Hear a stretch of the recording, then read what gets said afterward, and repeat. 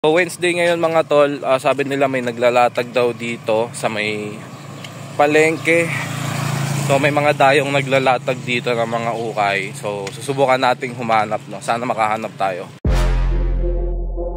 Magandang tanawin, no. Ayan, no. Yung mga tol, long sleeve. Tapos eto for what up mga kapatid, welcome sa The Side Hustle Trip Shop. Ako si Matt Munoz at ngayong araw meron na naman tayo panibagong Trip to the Trip episode sa Rizal, Nueva Ecija. So, bago ko ipanood sa inyo yung vlog natin, yung ukay hunting natin sa Nueva Ecija, papakita ko muna sa inyo yung ilan sa mga nakuha ko na hindi ko na-videoan sa kasamaang palad dahil sa nagkaroon ng problema sa phone at hindi ko na-record agad. Pero nakahook tayo ng mga ilang items bago tayo mapunta sa may Rizal. At naka-loot ako ng items sa may terminal ng Cabanatuan City. So ipapakita ko muna sa inyo yung mga pictures at saka yung mga na-loot kong items. So unahin ko nang i-flex sa inyo dito ngayon. At isa pa, meron akong na-loot din na items doon na sa may Rizal. Tommy Hilfiger na jersey yon. Ipapakita ko na rin sa inyo bago ko present sa inyo yung mga Trip to the Trip episode. So unahin ko na pala i-flex yung sa Tommy Hilfiger guys kasi yun na videoan ko. Kaso pang TikTok lang siya na video. Papanood ko na muna sa inyo. Good day mga kapatid, nandito ako ngayon sa may Rizal, Nueva Ecija at tara, samahan niyo ako mag-ukay-ukay hunting ngayong araw. Ngayon na nga lang kami ulit nakauwi dito ng asawa ko dahil sobrang busy sa trabaho. Matagal-tagal na rin nung huli akong nakapag-ukay-ukay episode dito at mapapanood nyo pa yun sa YouTube channel natin. I-search nyo lang The Side Hustle Trip Shop. Marami akong episode doon dito sa Rizal, Nueva Ecija. Papunta nga pala ako sa palengke ng Rizal at nadaanan ko lang tong ukay-ukay na to. Tindahan lang talaga to ng mga prutas at gulay pero nagbaka sakali na rin akong tumingin sa mga damit at baka may makita akong mabisa. Minsan kasi sa mga ganitong ukay spot nandito pa yung mga gems na tinatawag.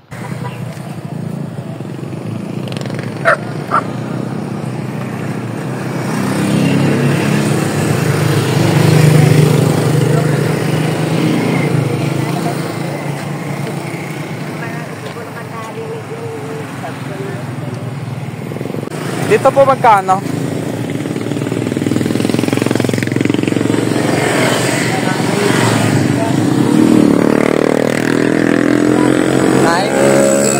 Lagyan ng ewan kano. Wala pang problema. Magkano po benta nyo? 150. 150. At tingin po ako muna sa loob, baka may magton. Wala na akong ibang nakitang mabisang items doon sa spot ni nanay. Yun lang, denim jacket na may floral na design. Sa totoo lang, medyo maganda siya kahit hindi branded, no? At hindi ko muna kinuha. Subukan kong balikan sa susunod kasi 150 ang benta ni nanay. Tayo mga tol sa may bayan ng Rizal. May mga okay dito, tsaka Japan surplus. Ito yung dito, may nakita akong nakasampay jersey. Akala ko nung una NFL, pero ano lang pala siya. Ito Tommy Hilfiger na jersey. Hindi ko alam kung football to, pero parang football jersey siya yun. Kasi may ng football. Number 88, dry fit Tommy Hilfiger. Solid. Ngayon lang ako nakakita na ito. Wala na siyang back-hit mga tol. Navy blue. Legit naman to yun. Check na lang natin yung hashtag. May hashtag siya. Tanong natin kung magkano. Dito ko nakita yun. Number 88 yun nakita.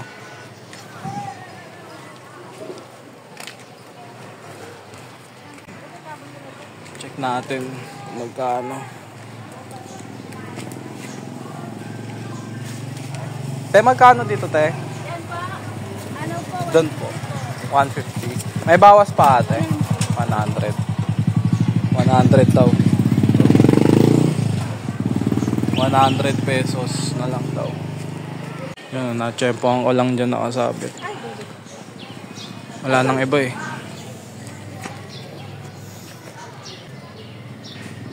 Solid ko na natin to. Ito may mga pins din, oh.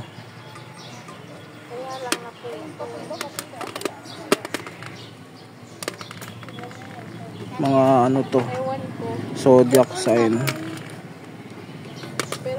Zodiac sign na pins.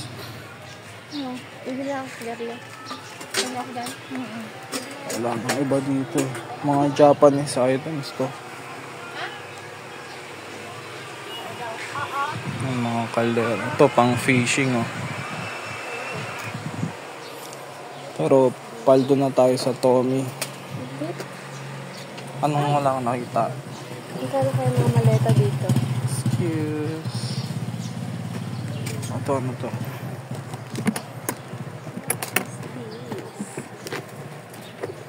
Lagyan ng alahas.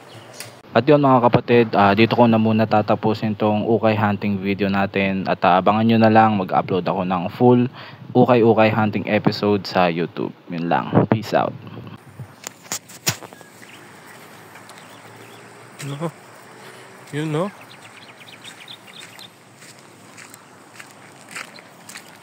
Wow.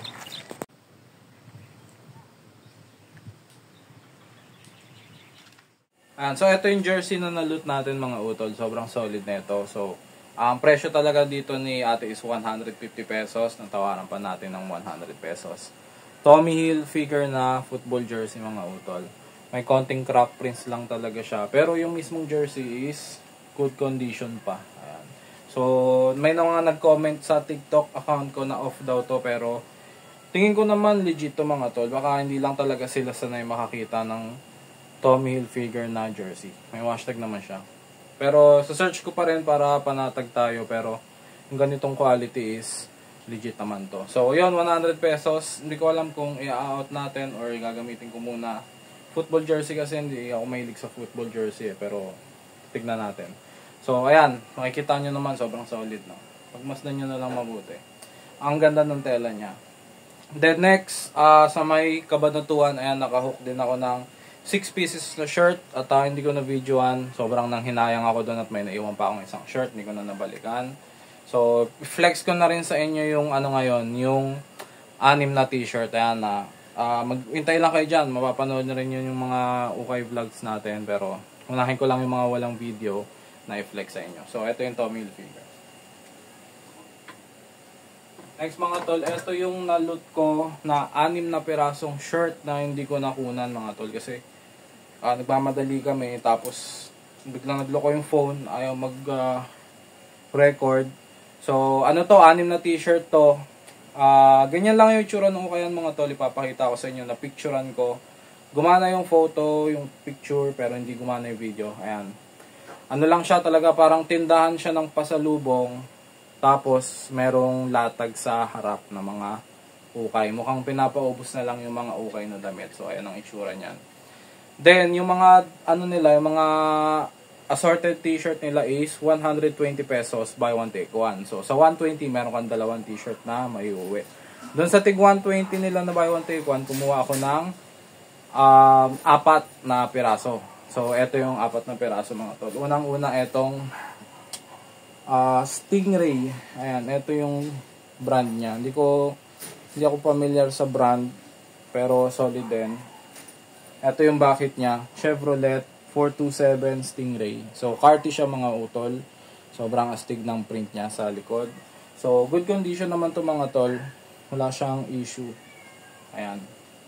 So, sobrang solid. Diyan panalo tayo. Next, ito, San Diego Chargers. By Reebok to mga tol. Ay, hindi, sorry. Ano pala?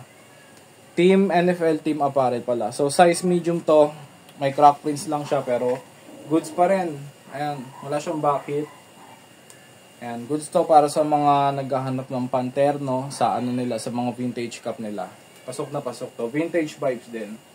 Ayan, yan yung mga nakuha ko sa 120 by 1 take 1. Next, Marvel na shirt, size medium. Ayan.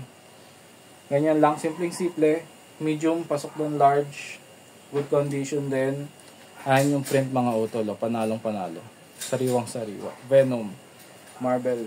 Ayan. Ito, nakuha ko rin yan sa 120 by 1 take 1. So, sa mga Marvel fan dyan, sa mga Venom fans dyan, alam nyo na, DM nyo ako. Next, Nike t-shirt, basic tee, color gray. Size large din. No issue din mga utol. Ano, fresh na fresh pa. Lalaban na lang. Partida nga, hindi ko pa ito nalalabhan eh. Ayan. So, yan yung apat mga utol sa nakuha ko na 120 buy one take one. So, meron ding rack doon na tig 75 pesos buy one take one din. So, dyan medyo marami ng issue yung mga damit. Pero, may nahanap akong mabisa. May nahanap akong masasabi kong gem. So, eto. Ano kasi siya 75 pesos buy one take one nga. So, kailangan ko pa magtangay ng isang shirt. Eto yung isang shirt na tinangay ko. Element. Size extra large on tag pero parang medium lang siya. Sa mga nakakaalam ng brand na to, solid na to mga utol. May mga issue lang talaga siya. Pero, goods pa rin pang PSG. Ayan. So, ayan. Complete tags naman siya mga tol. Ayan, may patch pa siya sa sleeves. May konting stain lang dyan. Tapos crack prints. Pero, pambahay, pasok pa rin. Next, eto yung isang shirt at pinaka-paborito ko sa lahat na na-loot ko kasi 75 buy one take one, lumalabas na 35 pesos lang may get. Raiders t-shirt mga utol, syempre. Alam niyo na, collection natin. Raiders at by Majestic pa yan mga utol Size XL pa. Ayan. Sa print niya, walang problema mga utol sa print. Makinis na makinis. Ang pinaka-issue lang niya, yung discoloration. Mahalata nyo. Ayan. Pero, kung pang terno lang sa hats at pambahay, gusto na rin siya. OG logo pa mga tol at CTLS. So, ayan, dito talaga ako natuwa. Sobrang nanghinayang ako kasi hindi ko na videoan, hindi ko na share sa inyo mga utol.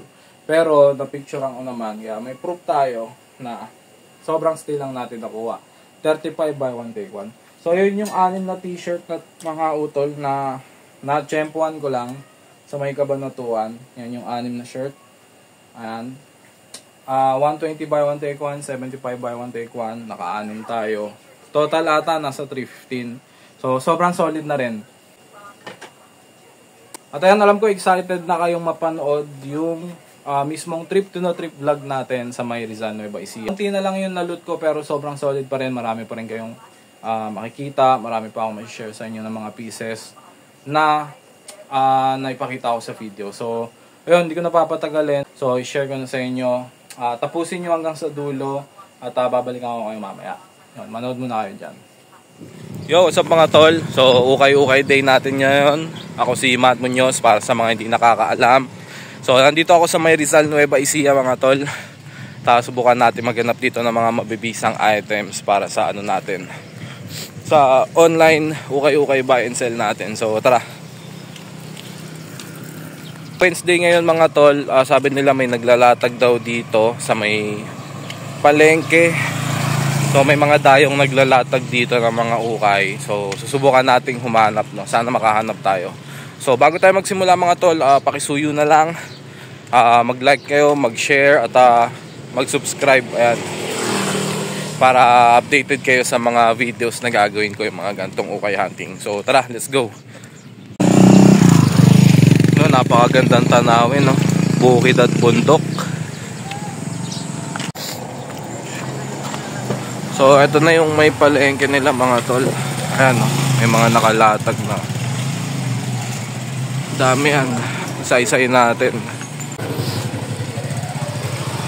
Ayan, no? Tara, let's go. Hanap na tayo. First stop mga tol, ito. US Bail to, bagong open lang ata. And ito yung mga unang nakita natin. Biggie Smalls na t-shirt mga tol.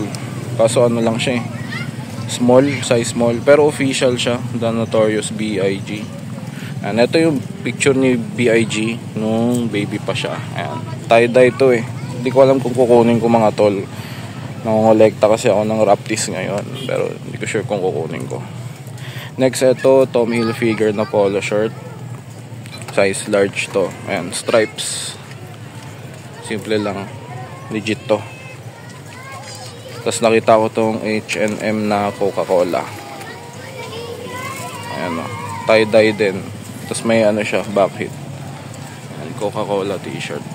Ayan lang yung mabisa dito sa rack na to. So, 120 each daw dito mga tol. Kaya hanggang 100. So, balikan ko itong Biggie mamaya. Hanap pa tayo iba. Meron pa dito.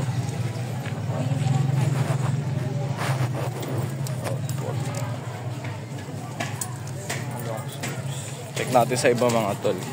Dami pa eh. Ang mga shirts. Check natin ang t-shirt. Ito wala masyado dito mga tol. Ayun lang, Try natin dito. Ayan dito. Ilalap pa namin! Ito mga nakapwesto talaga dito yan. Check natin baka meron. Ayan, dito sa spot na to mga utol, new arrival sila ng mga t-shirt din. So 80 pesos each ang mga t-shirt nila. Pero wala ako masyadong nakitang mabisa doon, baka naunahan na ako. Pero sa mga old items nila, tinignan ko na rin. Ito may nakita pa akong dalawang t-shirt. Ito di ako masyado familiar dyan, pero dito ako naka-focus mga tol. 47 brand na NFL t-shirt. Medyo may issue lang siya, pero kinuha ko na rin kasi 50 pesos lang naman. Tsaka pang terno lang to sa mga hats, no? So PSG condition na lang to. So goods pa rin naman, pasok pa rin. Okay na te. Balik na lang po ako sa sunod. Thank you po. Nakaisa na tayo. Ito mga to, long sleeves. 100. Mainit. Ay natayaw. 100. Natayaw. Init-init na long sleeves. Ito, Blue Jays. Ito yung mga nahanap natin mga tol. 100 each. Size large na Blue Jays. Santa Cruz. Ito yung backheat. T-shirt dito, nakadali ka ata ng Santa Cruz.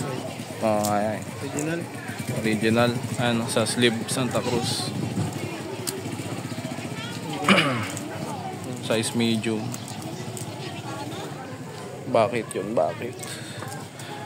Sa ano, NY Giants XXL. Sumalit to, youth size. Ito, The Walking Dead. Ayan.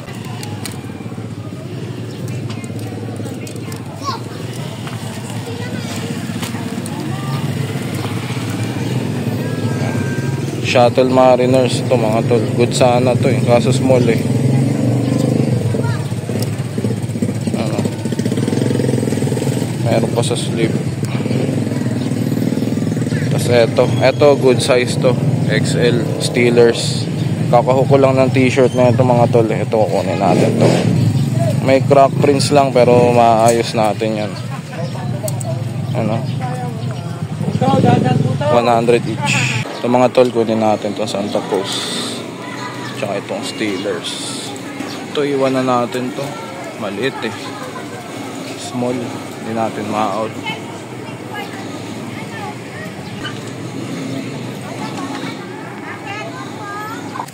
$200. Thank you po. Let's go na. Lisa. Dalawa pa tayo. Mga tol sa 40 34100. Ito Nike size XL cold blooded. Kasi ito Nike din to, kaso katag siya eh. Pero legit yan mga tol. Maliit lang eh, kaya hindi ko kukunin. Complete wash tag. Legit yan. Kaso maliit. Tapos Tommy Hilfiger size medium. Kaso may moth holes. Levi's may moth hole din. Yan ang mga tig 40 dito. Mga tol, tingin tayo sa iba. Wala na dito sa latag. Expat, dito tayo mga tol. Check natin baka meron. Wala mga tol, zero. Last ukay spot na sisilipin natin. Let's go. Last spot mga tol. Check natin baka may naiwan pa dito. Ito mga tol, new arrival sila ng ano, polo, long sleeve, tsaka short sleeve. Ito lang mabisa natin, no? Under Armour, heat gear mga tol. Ganda ng tela niya. Embroidery din. Ano, 120 each ang new arrivals nila. Tinawaran natin mga tol. Kaya nakuha natin ng 100. No issue naman, brand new condition to mga tol. Bayaran na natin. Yung mga tol, so bounce na ako. Nakatatlong items lang ako mga utol. Yung Biggie Smalls na t-shirt dapat kukunin ko kaso small. Tsaka tie-dye kasi siya. Naisipan kong iwan na lang din kasi baka hindi ko ma-flip eh. Then last minute pala iniwan ko yung Under Armour na polo kasi 100 pesos. Tsaka inisip ko baka hindi rin mabenta sa akin kasi puro nga workwear ang binibili. So yun mga tol, pauwi na ako ngayon, bounce na tayo. Mamaya ipapakita ako sa inyo yung mga nakuha natin ngayon, etong tatlong items, i-review ko. Then may mga nakuha kasi akong item sa may terminal ng Cabanatuan. Hindi ko na videoan kasi akala ko nagre-record yung phone ko, hindi pala. So my bad. Then maganda rin yun, solid din yun. Tapos may naiwan pa nga ako dun eh. Siguro pag pauwi namin saka ako babalikan. Pero yun, sana nandun pa. Ano kasi yun eh, tawag dito, Boys in the Hood na t-shirt. So hindi ko nakuha, naiiwan ko mga tol. So sobrang nababatrip ako. Hanggang ngayon nanghihinayang pa rin ako. Sana nandun pa pag binalikan ko, pag pauwi namin. Tapos nakaano rin ako doon, 6 pieces na t-shirt kasi sobrang mura mga tol. Nakalatag lang siya sa gilid ng terminal. Sa 75 buy one take one. Tapos meron din silang 120 pesos buy one take one. So naka 6 pieces ako doon. Mamaya ipapakita ko rin sa inyo. Sayang nga hindi ko na video eh. So yun, pero napicturean ko mga tol. So mamaya na lang.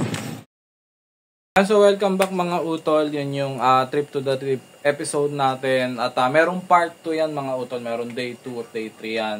I-upload ko sa next week. And pag nailabas ko na to next week, yun na ang lalabas natin. May part 2, abangan nyo na lang din. At mas marami pa akong solid na nahanap doon. So dito sa trip to the trip natin sa may Rizal, ito yung mga nahanap kong items. No, hindi siya ganun kabibigatin, pero mabisa pa rin. Ito unang item, 47 brand XL, Saints, New Orleans Saints ba to? Tama ba? Ayan lang, sobrang bisa lang ng print niya, sariwang-sariwa, simpleng-simple lang. At ito nga lang yung issue niya. May discoloration part siya dito sa may balikat. Tsaka meron din ata ito, bleach stain sa laylayan. Pero ay may tag pa siyang 47 brand. Pero kung PSG condition, pasok siya mga utol. At di na masama kasi 50 pesos lang ang kuha ko dito. Size XL pa. Yan. Panteterno lang sa mga hats yan. Lalo sa mga kolektor ng Saints. Yan. So sobrang solid.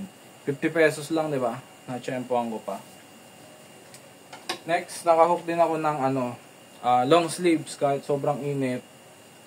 Talagang humukha ko kaysa wala tayong makuha. Size medium na Santa Cruz mga utol. Logo ng Santa Cruz. Meron din sa sleeves. Ayan, syempre.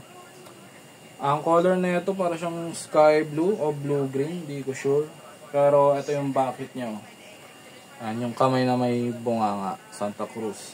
So ang size na ito medium. Pasok siya ng large. Pero best fitting niya is medium talaga. So para sa mga tropa dyan na skater, pasa ko lang sa inyo to ng sobrang mura. DM nyo na lang ako. Next, ito yung isa. Steelers. Ayan. May mga konting crack prints. Pero lahat ng Steelers na nakikita ko sa ukay-ukay, talagang ganyan. Baka design talaga niya yan eh. Yung hindi puro yung pagkaka-print. So ito Majestic tag. Print tag lang siya, size XL. Long sleeves din. Ayan. Good size to mga utol. May pa nga siya, may resibo pa. So wala na siyang back hit. Para lang din panterno sa mga vintage hat natin na Steelers. Meron ako dito Steelers kaso luma na eh. Ayan, baka hindi ata terno, hindi ko alam. Baka i-out natin. Tapos may t-shirt din ako kamakailan lang nakuha ko. Steelers din siya. Ganito rin. So meron pa ako dun iniwan, Shuttle Mariners, maliit kasi, by Majestic din ata yun, sayang nga eh. So maliit kasi masyado kaya iniwan ko na lang. Pero ayan, bali itong Saints, tsaka itong Santa Cruz, tsaka itong Steelers yung nakuha natin sa Rizal, Nueva Ecija. So, ang latag kasi doon ng schedule doon, Wednesday tsaka Saturday mga tol, may naglalatag doon sa umaga sa may palengke nila. So, ayan lang lahat ng na-loot natin. Sobrang solid din na experience mga tol. May naiwan din ako doon, Boys in the Hood sa may Cabanatuan, sayang. So, sa makakakuha ng shoutout sa'yo, steel price na yon, parang bali nasa 60 pesos lang isa, pero wala, nangyayari talaga yon. So, yun, dito ko na tatapusin yung video, masyado na mahaba mga utol. Maraming salamat sa nanonood at patuloy na sumusuporta sa akin at sa The Side Hustle Thrift Shop. Huwag nyo kakalimutan mag-like, mag-share at mag-subscribe dito sa channel na to kung gusto nyo makapanood pa ng mga ukay vlogs at ukay contents. At hanggang dito na lang mga utol. Maraming salamat sa lahat. Peace out.